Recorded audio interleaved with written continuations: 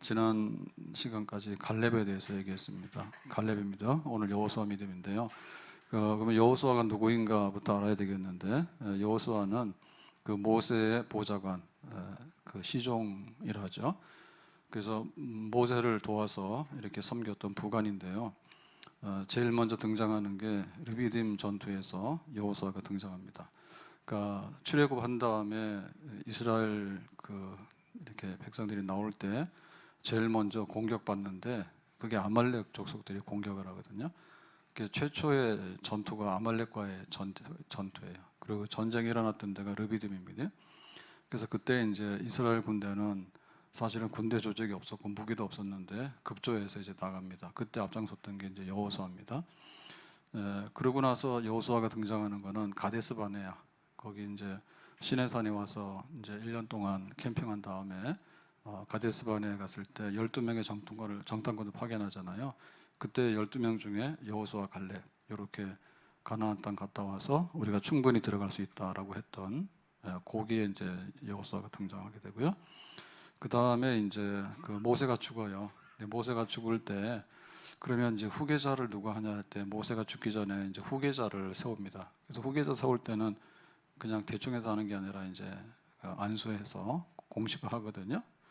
그래서 거기 신명기 34장 9절에 보면 모세가 눈의 아들 여호수아에게 안수하였으므로 그에게 지혜와 영이 충만하니 이스라엘 자손의 여호와께서 모세에게 명령하신 대로 여호수아의 말을 순종하였더라 해서 이제 모세의 후임으로서 여호수아가 공적으로 이제 이렇게 안수받고 이제 인정을 받게 되었습니다.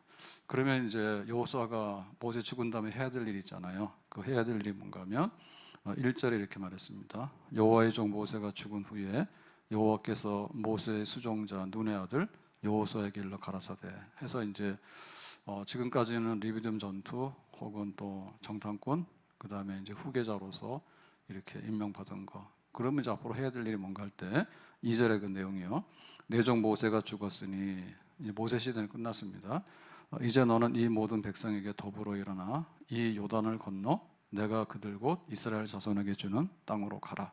해서 여호수아에게 하나님께서 부탁한 건 뭔가 하면 요단강을 건너라.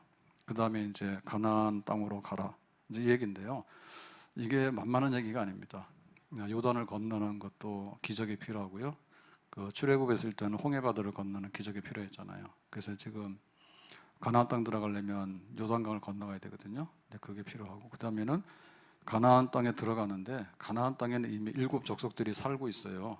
그래서 굉장히 강력한 철기 문화, 도시 국가를 이루어서 한 31개의 성읍 국가들이 이제 이미 있기 때문에 그거 다 전쟁에서 쳐부셔야지 들어갈 수 있는 거예요. 그러니까 여호수아에게 그런 막중한 사명을 주셨습니다. 그래서 여호수아의 그 믿음이라고 하는 것은요. 하나님께서 너 모세 후계자 할래? 나 싫어요 그러면 안 하는 거죠. 그 다음에 너 후계자인데 그냥 먹고 놀아라 그러면은 할 거 아니에요. 근데 네가 해야 될 일은 요단강을 건너가서 가나안 땅 정복 전쟁을 해서 땅을 나누어서 이스라엘 나라를 세우도록 해라. 그거는 해라고요. 나 싫어요 그러면 여호수아는 안 하고 그냥 사라지는 거예요. 지금까지 한 것만 해도 여호수아 훌륭하거든요. 그래서 이게 하나님의 부르심인데 하나님의 부르심에 대해서 여호수아가 예라고 대답을 해요.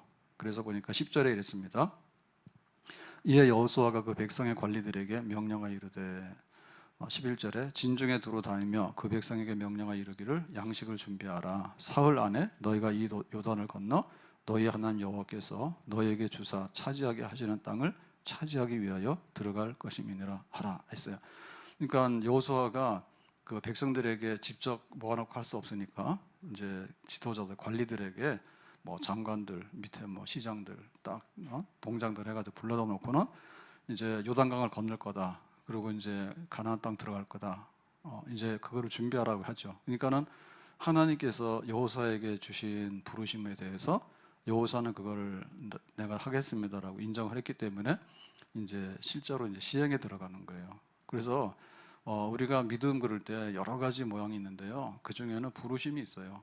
하나님께서 야, 너 일로 와봐. 그래서 너 이거 할래? 그런 게 있는 거예요. 그래서 내가 그거를 믿음으로 예라고 하면은 이제 믿음으로 이제 역사가 일어나게 되죠. 근데 나는 아무것도 안 해요. 싫어요. 나는 뭐 자유부인이에요. 뭐 나는 그냥 내 멋대로 살 거예요. 이효리가 어디더라? 국민대인가 뭐 졸업식 가가지고 축사를 했다나?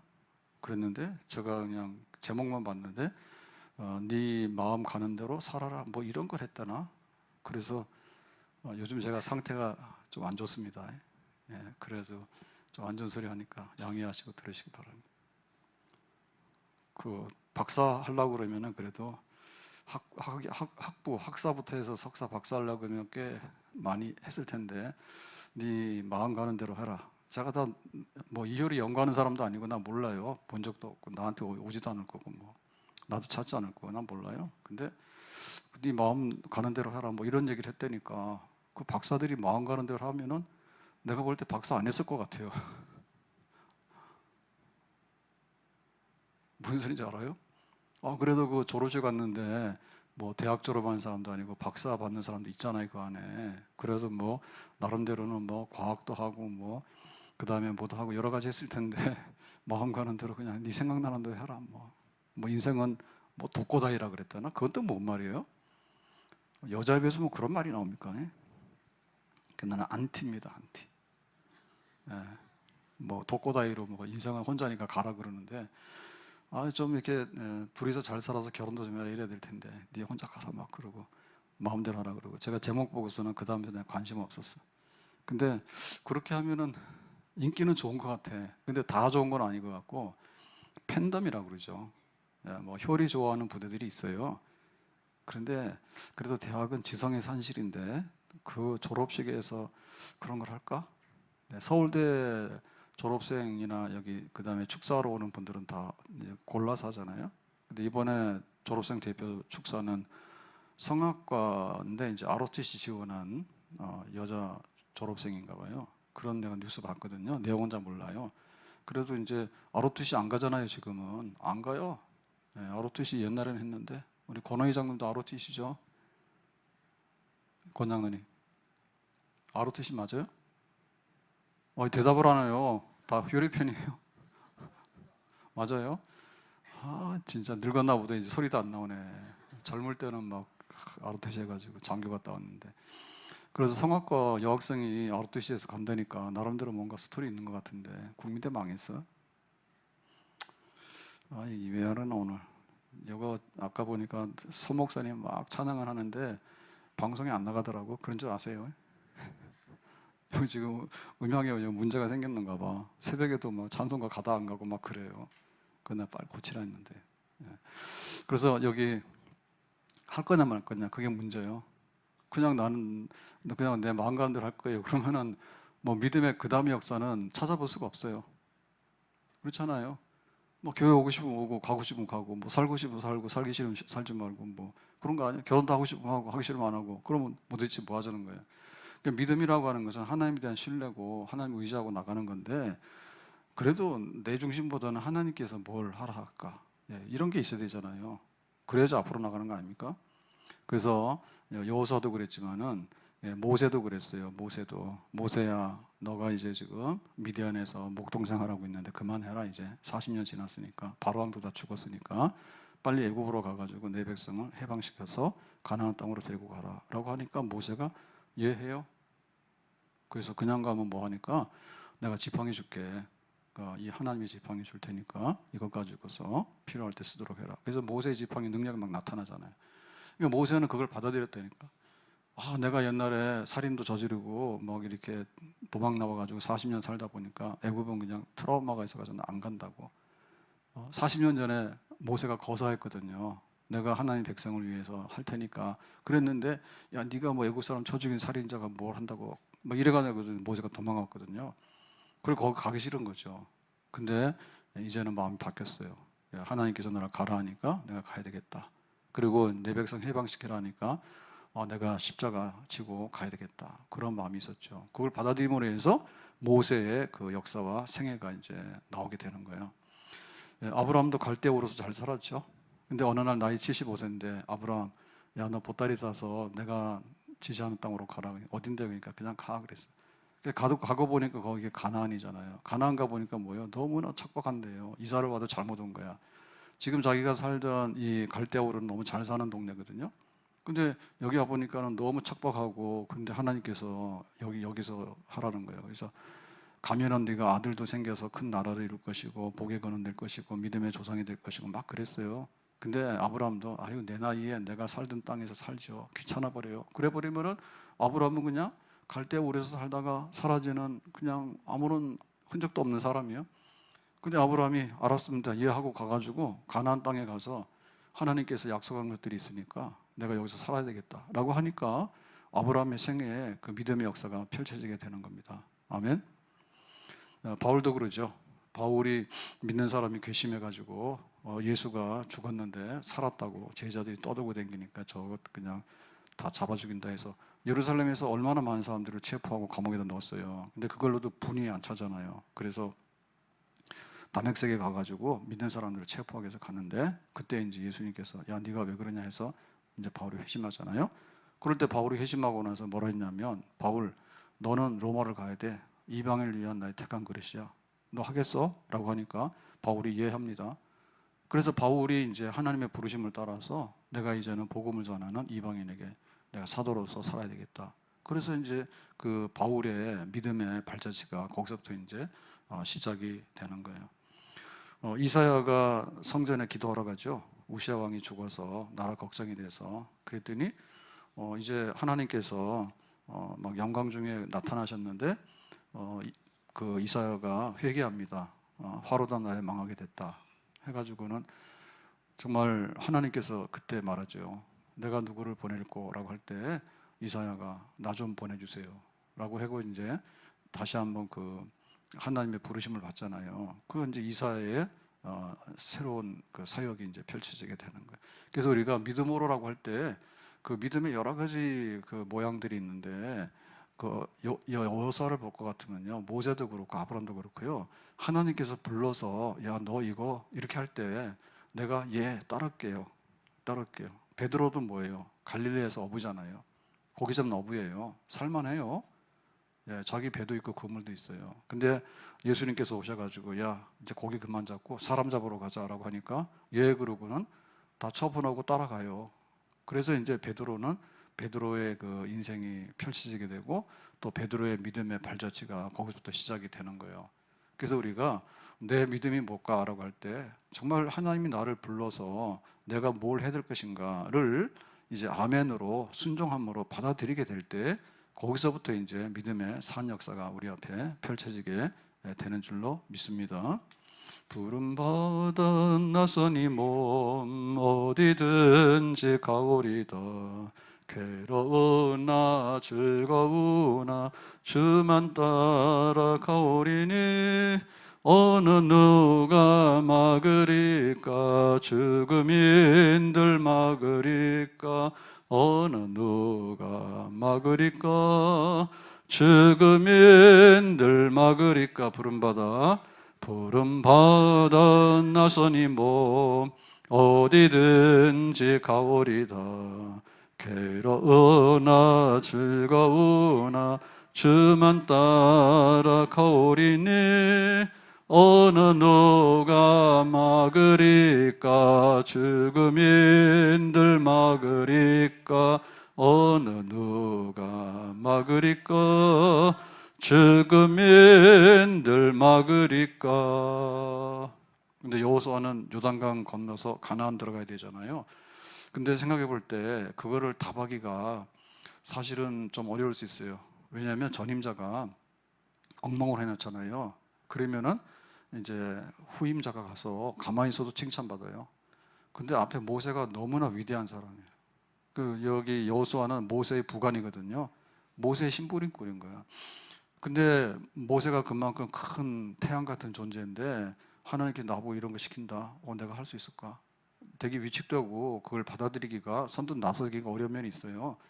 근데 그런 건 그렇지는 않아요. 왜냐하면 하나님의 역사는요 멈추지 않아요. 그 시대마다 그 사람마다 하나님께서 어떤 목적으로 어떻게 쓰려고 하는 것이 다 달라요. 그래서 우리가 하나님 내가 이렇게 했을 때 저기는 뭐 권사님이고 저기는 장로님인데 나는 뭐 별거 아닌데 이런 생각 하시면 안 돼요. 왜냐하면 하나님의 그 부르심은 각자고요. 우리 인생은 각자예요. 그리고 하나님의 뜻을 이루는데 하나님이 모양이 달라요. 그래서 모세는 해방, 바로 왕을 굴복시키는 거. 그 다음에 홍해를 건너서 이 광야 40년을 인도하는 거. 그리고 이제 요단강 동쪽에까지 오는 거. 거기까지가 이제 모세의 부르심입니다. 그러니까 모세는 거기 있어서 최선을 다했고요. 하나님 앞에 잘했어요. 그래서 하나님께서 모세야 이제 그만하자라고 이제 하거든요. 모세는 훌륭해요. 그러니까 여호수아가 그 모세 생각하면서 아 나는 저렇게 못하는데 모세만큼 능력도 없고 모세만큼 내가 앞으로 할 것 같지 않은데 이런 생각할 거 없어요. 지금 그 여호수아는 요단강을 건너서 가나안 땅에 들어가서 자기가 가나안 땅을 정복하는 거 그것만 내 사명으로 받아들이면 되고 또 하나님께서 부르실 때는 감당할 수 있는 그런 힘과 은혜도 우리에게 주시는 줄로 믿습니다. 그러니까는 그 하나님만 바라봐야 돼요. 예, 그리고 하나님께서 나에게 부탁하는 건 내가 하면 돼. 만약에 한 달란트를 줬으면 한 달란트를 하는 거고 각자 그 다 모양이 다르잖아요. 모양이 다르기 때문에 그 아름다운 모양대로 이렇게 자기가 하면 되는 거예요. 아, 요즘 제가 상태가 좀 안 좋다 했죠. 예, 집에서는 잘 지내고 그럽니다. 근데 좀 그 손흥민이하고 이강인은 왜 싸웠어요? 그래서 내가 그런 걸 보면서 내가 좀 상태가 안 좋다는 거야. 돌아가는 게 기분이 별로 안 좋아. 뭐, 저 대학 졸업하는 박사님들 앞에서 또 인생은 독고다이라고 그러고 그런 말을 하지 않는가. 또 뭐 이강인이 탁구 치다가 탁구 치지 마라 했는데 그거 가지고 막 이렇게 시비가 붙어가지고 막 덤비니까 멱살을 잡았겠지. 저 손씨 아니에요. 이씨예요. 근데 나 아무리 생각해도 그래. 그 축구 시합을 하고 있어서 지금 아시안컵 대회를 한 달 동안 하고 있는데 준결승전 하루 전날인데 저녁 먹다가 그럼 우리끼리 내일 잘하자. 뭐 어떻게 할까요, 형? 뭐 이렇게 해도 모자랄 판인데 지들끼리 먼저 밥 먹고 탁구 치다가 야, 너무 시끄럽고 그러고 하자 안 되잖아라고 했더니 뭐 왜 그래? 막 이래가지고 덤볐는가 보지. 그러니까 멱살을 잡았겠지. 손흥민이가 멱살 잡았던 얘기 듣고 깜짝 놀랐어요. 항상 스마일이잖아요. 만약에 제가 손흥민처럼 스마일했으면 어떻게 될까? 권사님 나 교회 몇 개? 김혜정 권사님 저보고 목사님 웃기만 해서 교회 3개는 지었다 하더라. 근데 손흥민 인상 쓰는 거 봤어? 메가커피 거기도 가고 언제 가도 막 아버지는 굉장히 험악해요. 손흥민이 아버지 보셨어요? 험악합니다. 그 축구 선수 출신인데요. 프로 축구 좀 하다가 은퇴해버리고 별로 빛을 못 봤어요. 그러니까 그냥 아버지의 소원을 아들한테 푼 거야. 그래가지고 그냥 무자비하게 축구 연습시켰죠. 예? 기본기만 시켰다는데 그거 할 일이 아닙니다. 예? 그래가지고는 막 그래, 다행히 성공했습니다. 손흥민 형도 축구 선수인데 별로 빛을 못 봤어요. 그래서 그만두고 손흥민은 재능 있는가 봐. 그래서 그 재능이 꼽혀가지고 이렇게 됐는데 아버지는 험악해. 지금도. 그래서 아들 잘해서 아주 훌륭하자 그러면 아직도 모자라요. 막 이래 쓴소리 나고 말이야. 그래요. 그런데 그 막 웃는 사람이 멱살을 잡았으면 얼마나 난 안 봐도 나 그래 나 손흥민이 편들 것 같더라고. 또 주장이잖아 주장. 나이도 많고 좀 양해하시라 했죠. 막 나가도. 그래가지고 멱살 잡았으면은 형님 놔주세요. 그럼 형님 놔주겠지. 근데 뭐 주먹을 쳤다나 안 쳤다나 그러는데 주먹 치는 건 아니라는데 뉴스 나오기는 주먹으로 쳤다는데 손흥민이를 쳤다는데 근데 뭐 친 건 아니라는데 뭐 치거나 안 치거나 뻔해요. 이거 손흥민이가 지금 손가락 탈골 정도 될 정도면은 그거 뭔가 좀 되게 심했던 거예요.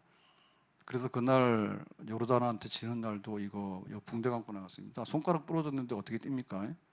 그러고 나와서 한 거예요. 그래가지고 말 안 하다가 이번에 사건 때문에 클린스만은 우리의 기도대로 가셨습니다. 좀 빨리 가야 되는데 늦게 가가지고. 그러는 바람에 이게 다 들통이 나가지고요. 막 있는 얘기를 다 쏟아부은 거예요. 그래서 이게 안 되는 거예요. 그러니까 하나님의 부르심이 있으면 모세 시대는 모세 시대로 끝나는 거고 여호수아는 여호수아 시대대로 자기가 할 거 하면 되는 거예요. 근데 가서 막 엄벙덩벙 할 필요가 없어.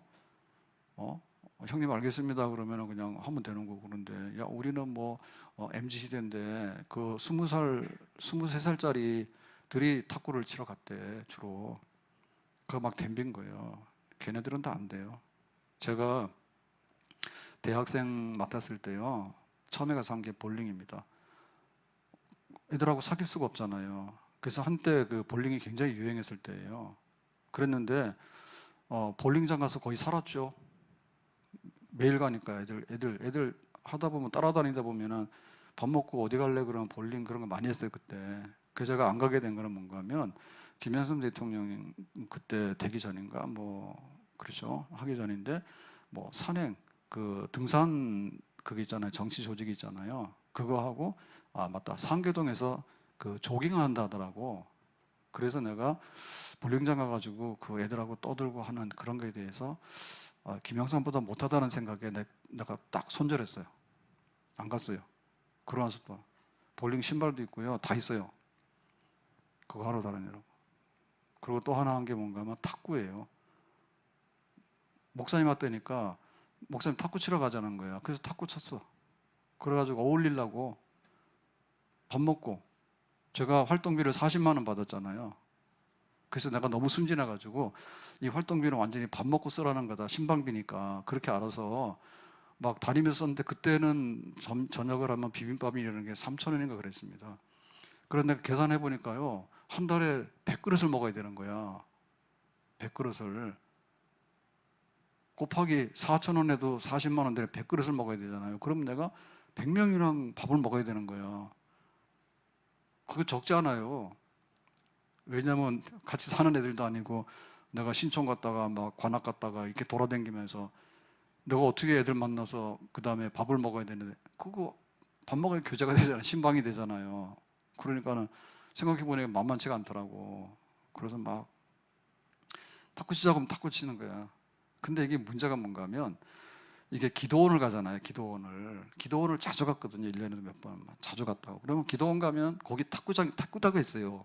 이번에 내 사건 난 건 다 이해가 가. 기도원에 탁구대가 있어요. 그래서 저기 금식해라. 여기 교육자들 전부 다 금식해라. 3일 금식 몇 번 했거든요. 그러면 가서 금식을 해야 되는 거야. 금식하면은 식사 시간 끝나고 나면 금식하면서도 요 철없는 부목사들이 나가서 탁구 쳐요. 왜냐면은 체력 떨어지면 금식하기 힘들다고.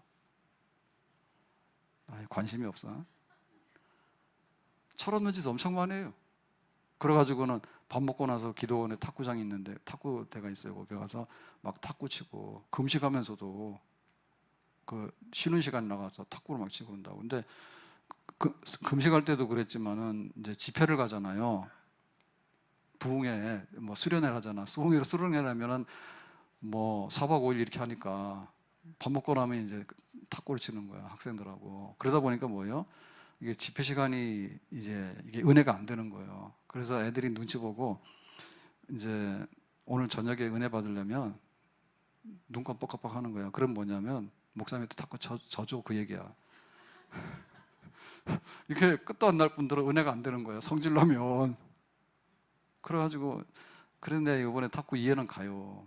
그래도 하지 말라고 하면 놓고 와야지. 그러니까 이게 모양은 다르거든요. 그러니까는 이거는 뭐 손흥민이 스타일이 있으면 손흥민 스타일도 하는 거고 이강인이 스타일 이강인대로 하는 거야. 근데 그거 싸우면 안 돼. 그거 덤벼가지고 뭐 손가락이 먹고 막 골절될 정도로 어떤 그런 그게 충돌이 그냥 오겠어요? 평상시에 좋으면 그런 충돌 안 와요. 안 좋으니까 그런 거예요. 이게 뭔가 안에 이게 뭔가 잘못되어 있어요. 만약에 여호수아가 생각할 때 그런 식으로 생각했으면 어떻게 될까요? 안 하죠. 전혀 다른 식으로 해버리겠죠. 근데 그렇게 한 게 아니라 여기까지 인도하는 거는 모세. 여기서부터 내가 해야 될 것은 여호수아. 그러니까 나는 여기만 하면 돼. 모세랑 나랑 비교할 거 없어. 하나님이 똑같이 은혜 주시니까 나는 가나안 땅 들어가는 거 거기 집중하면 된다. 그렇게 보면 되죠. 자, 이래가지고는 이제 부르심에 따라서 이제 충성을 다하게 되는데 믿음의 이제 역사들이 일어나게 되는 겁니다. 다윗하고 솔로몬하고 누가 아버지예요? 다윗이 아버지고 솔로몬이 아들이잖아요. 근데 이 둘도 너무나 성격이 달라요.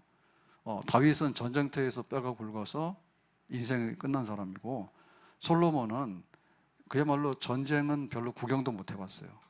이래가지고는 이제 이렇게 굉장히 고급스럽게 살았던 막내 아들이란 말이에요. 그랬을 때 다윗은 굉장히 기도나 시편 이런 걸 많이 남겼는데 그 배경에 보면 자기가 이제 목동으로 살았던 거야. 여호와는 나의 목자신 이런 거. 그 목동 생활에 솔로몬의 시편에는 그런 거 없어요. 솔로몬의 시편이나 자문에는 목동 해보지도 않았어요.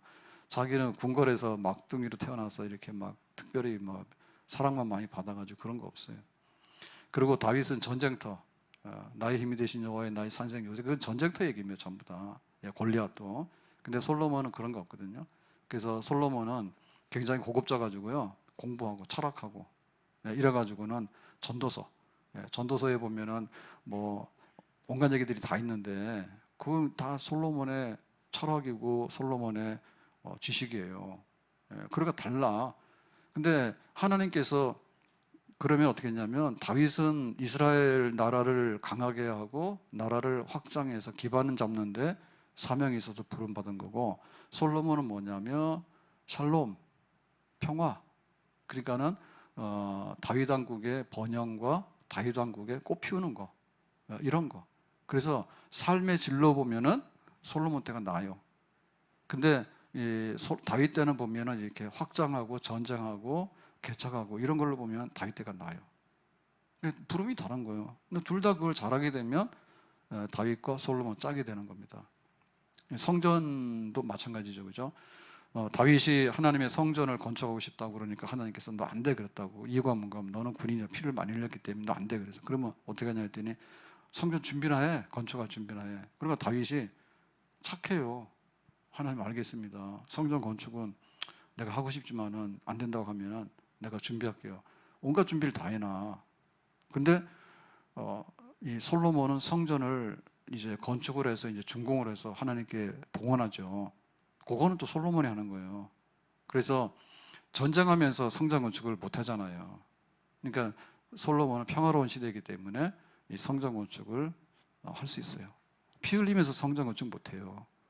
피 흘리면서. 그러니까 너는 성전 건축해라 해가지고 각각 부르심을 따라서 살아가게 되면 거기에 각각 자기의 믿음의 발자취가 남게 되는 것입니다.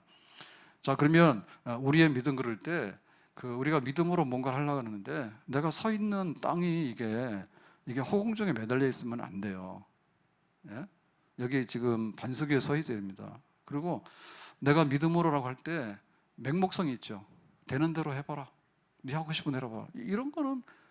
이거는 없어요. 그게 믿음의 역사가 없어요. 그래서 하나님께서 나에게 불렀을 때 내가 어떻게 할 건가?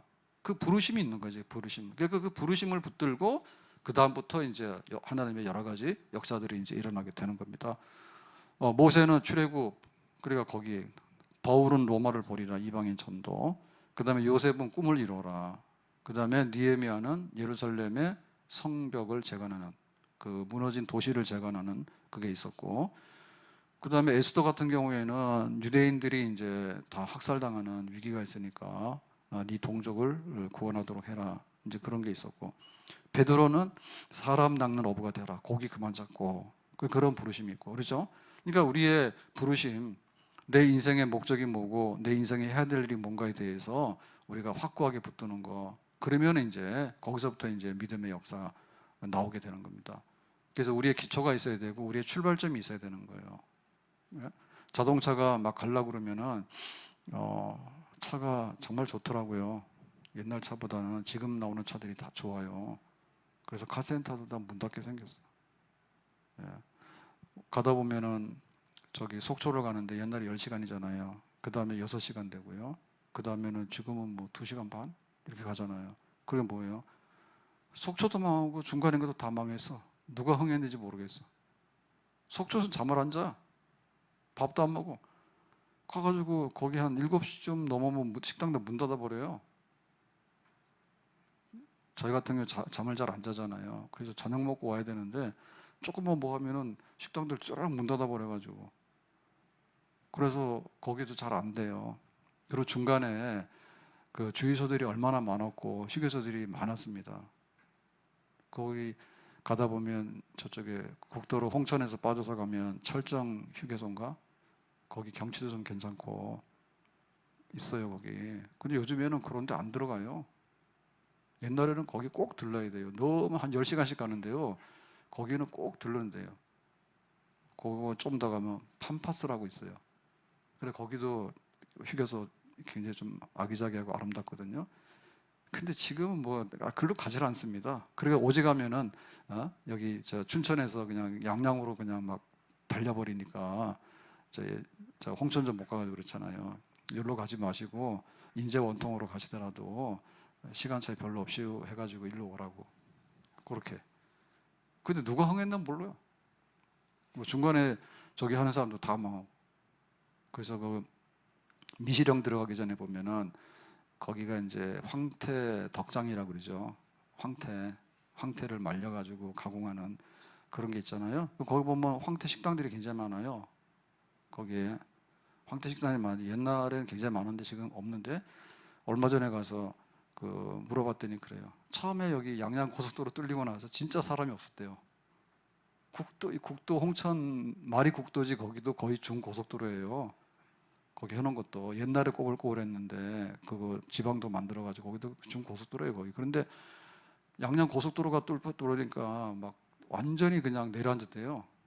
그런데 저가 느끼는 거랑 다 똑같은 게 사람들이 거기 막 터널이 몇십 개잖아요. 춘천까지 가는 데도 많은데 춘천서부터 시작해가지고 저 양양까지 가려면 그 터널이 엄청 많습니다. 그래서 너무 좀 재미없다고. 저만 그런 줄 알았더니 그런 부류들의 사람들이 좀 상당히 있는가 봐. 그래서 다시 그 재미없는 길 안 가고 옛날 길 이렇게 인제원통으로 와가지고 여기 와가지고 황태 먹고 가는 사람들이 좀 많이 돌아왔대. 손님들이 그런 얘기하더라고.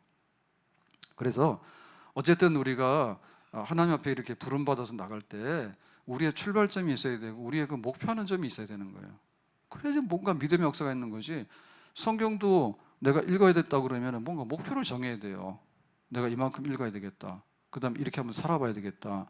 내가 예배는 이렇게 들어봐야 되겠다. 그리고 내 인생의 목적이 뭘까라고 할 때 아까 얘기했지만은 이 강의는 좀 모르겠어요. 사건의 진실은 모르겠는데 위약금 들어와가지고 난리 났대.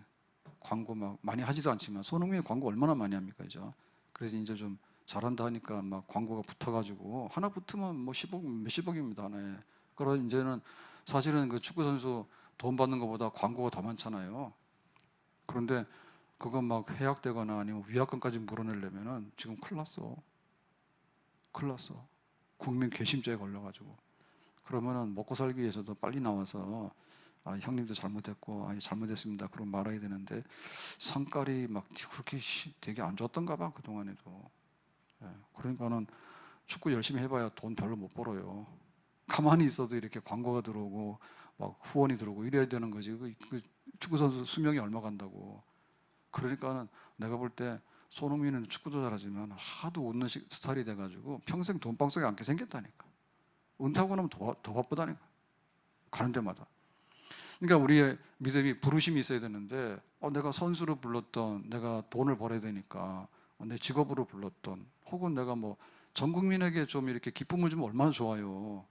그가 무슨 주먹을 날려가지고 말이야 듣도 보도 못한 소리를 해.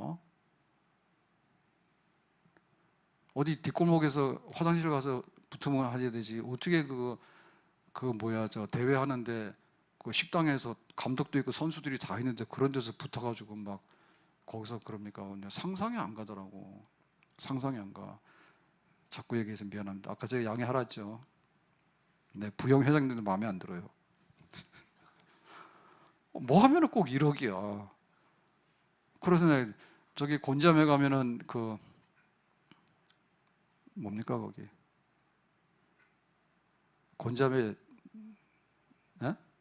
화담숲도 그렇고 저기 용인에 거기 에버랜드도 그렇고 다 기업에서들 다 해가지고 어쨌든 간에 내놓고 병원도 한 거 아니에요. 그래서 부영에서 한 게 뭐가 있나요? 부영에서 한 게? 그럼 자기 고향에 있는 사람들 뭐 1억씩 주고 이번에 뭐 회사에서 애 놓으면 1억 주는데 그런다 하더라고. 그래서 그거는 좀 이상하다.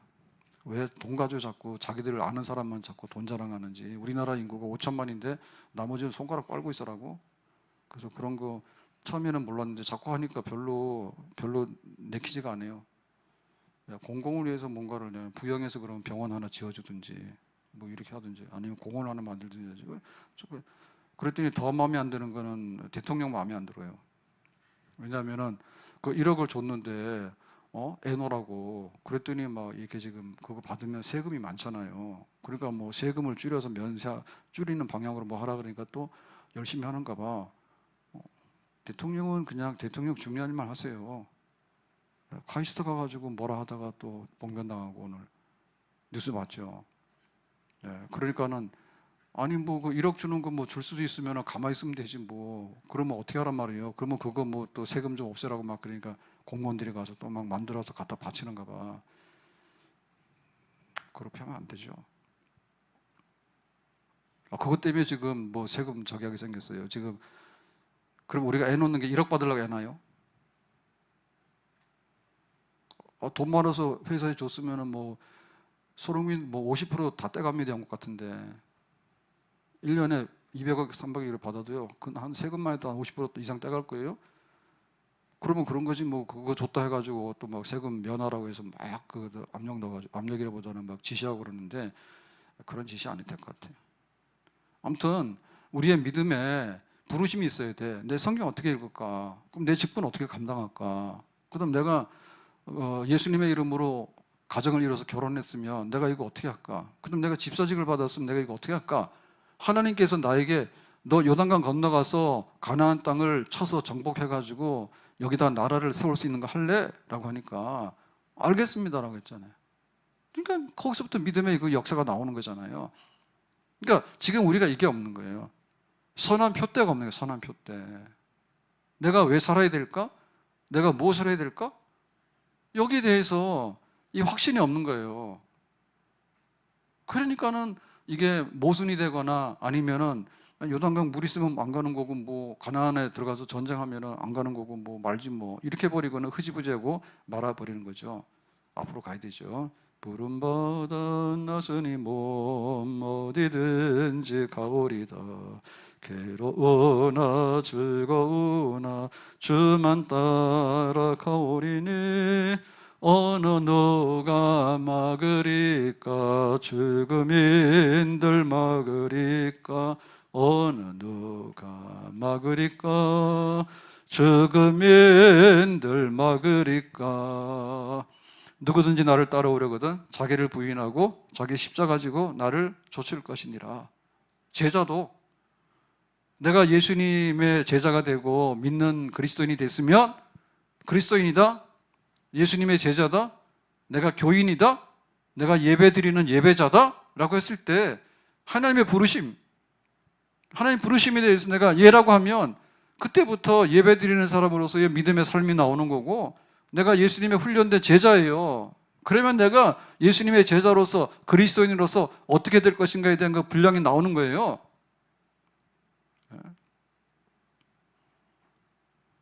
찬양대 지휘자가 우리 저 밑에 있다가 우리 교회 여기 선교센터 지어서 올라왔을 때 예배 시간이 바뀌었잖아요. 저녁 예배 드리다가 우리 식사하고 여기서 오후 예배로 바꿨잖아요. 그래가지고 지휘자가 자기 그 시간이 안 맞는 데서 그만뒀어요.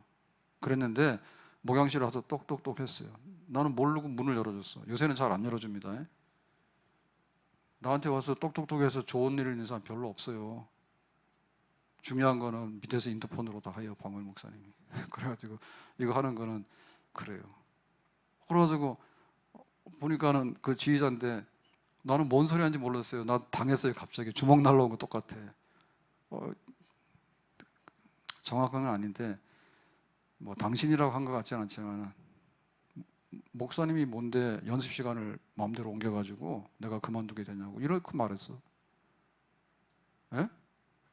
그건 어려가지고 그래서 어이가 없어가지고 그냥 문 닫고 그냥 가고 나는 문 닫고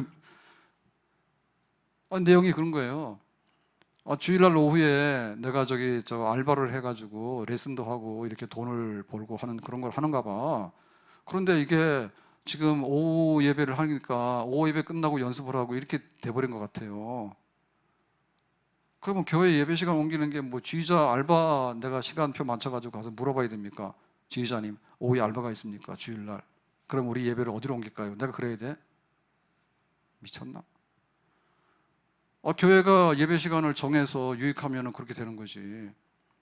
그래서 우리 식사하고 그냥 예배드리고 이렇게 하는 게 좋겠다 싶어서 그랬는데 와가지고 그냥 가시면 되지. 그냥 가시지. 와가지고 왜 그러냐 몰라. 난 봐. 몰라. 왜 그런지 몰라. 네 마음대로 예배 시간 바꾸냐고. 언제 내 마음대로 바꿔. 교회가 저녁에 모이는 것보다는 우리가 식당이 여유가 있어졌으니까 전 교인이 식사를 해도 되니까 식사도 하고 그렇게 오후 예배 드리고 하면 여러 가지 좋겠다 한 거지. 말도 안 돼. 그 상태가 안 좋으니까 안 좋은 것들이 막 나오는 거예요. 기가 막힌 일들이 많아요. 도대체 뭐가 부르심인지 몰라. 그러고 지금 이거 하고 다니냐? 예? 여기까지 출장 와가지고. 그거 무슨 거기 믿음의 역사가 나오겠어요. 무슨 일. 그래서 여기 이제 우리 교사도 그렇고 우리 찬양대원들도 그렇고 우리 재직들도 그렇고 금요일 날 다 나오셔서 기도하셔야 돼. 제가 더 이상 말을 안 하겠어요. 그걸 안 하게 되면요, 내가 무엇을 위해서 주일날 와서 예배를 드려야 되고 어떻게 섬겨야 되고 그게 안 돼요. 새벽마다 와서 그걸 붙들어도 가다 보면은 내가 어디로 가야 되지 잊어버릴 때가 있고 힘들면 주저앉을 때가 있는데, 금요일날 와가지고 기도하면서 내가 세상적으로 힘든 건 있지만 주일을 생각하게 되면 주일날 와서 예배 드리는데 막예배 드립니까? 그러나 주먹질이 나오는 거예요. 국가대표 돼가지고 탁구 치는 것도 재미가 있겠지만은 뭐 하지 말하면 안 하는 거지 할 수는 있지만 그 제가 안 하잖아요. 볼링도 안 하잖아요. 탁구도 안 하잖아요. 이거 얼마 안 돼요. 학생들이 우스갯소리지만 그 집회하는데 은혜 받는데 지장이 있어. 그러니까는 저줘. 농담이지만 그게 안 좋다는 거 아니에요. 안 좋죠. 우리가 목표가 있어야 되는데 그럴 것 같으면은 금요일에 와서 내가 세상적으로 힘든 게 있으면 다 내려놓고 그 다음에 내가 예배 어떻게 드릴 것인지 찬양 어떻게 될 것인지 찬양 집에서 악보 보고 뭐 이렇게 영상으로 연습한다는데 하세요. 그게 아니에요. 와서 내가 부르짖고 성령의 충만을 받고 은혜를 입어가지고 어떻게 찬양할 것인가에 대해서 찬양을 어떻게 할 건지 은혜가 돼야지.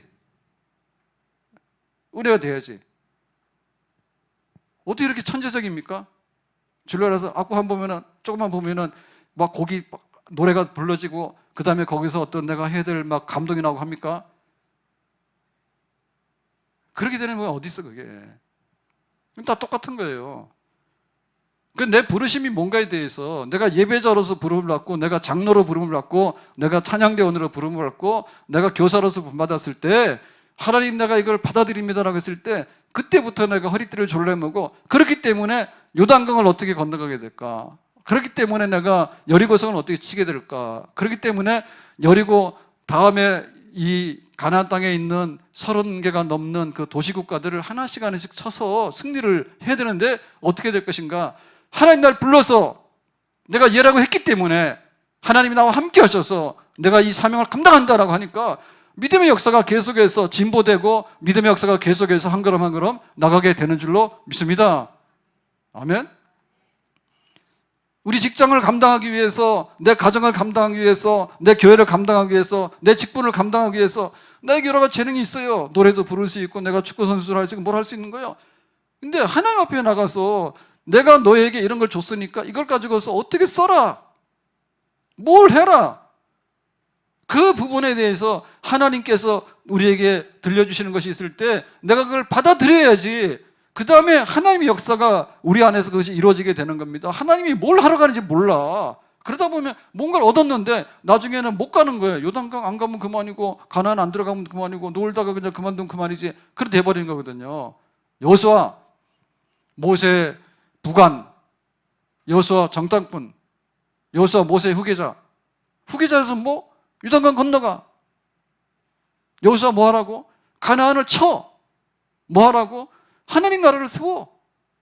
그리고 영원토록 하나님 백성들이 이 땅에 살면서 전 세계에 하나님의 이름을 증거할 수 있는 그런 나라가 될 수 있도록 하나님께서 역사할 수 있도록 여호수아는 그런 부름에 대해서 알고 믿음으로 받아들였기 때문에 여호수아 시대가 열리게 되는 줄로 믿습니다. 우리의 믿음도 맹목성으로 가고 근거 없이 가면은요, 그냥 어느 날 붕 떴다가 어느 날 붕 가라앉게 되고요, 정말 가다 안 가게 되고요, 방향도 잃어버리고 그러게 돼요. 하나님의 부르심에 대해서 아멘 하는 이 믿음 가지고 우리의 목적지까지 우리의 사명을 다할 수 있는 복된 사람 되기를 예수님의 이름으로 축복합니다. 기도합니다. 하나님 아버지 은혜 감사합니다. 오늘 저희들이 나와서 기도할 때 우리의 기도 가운데 여호수아가 하나님께 부름받아서 마지막 사명을 이룬 것처럼 우리들도 다시 한번 믿음의 행진할 수 있도록 은혜 주시고 우리의 부르짖음에 응답해 주시기를 바랍니다. 예수님의 이름으로 기도하옵나이다. 아멘.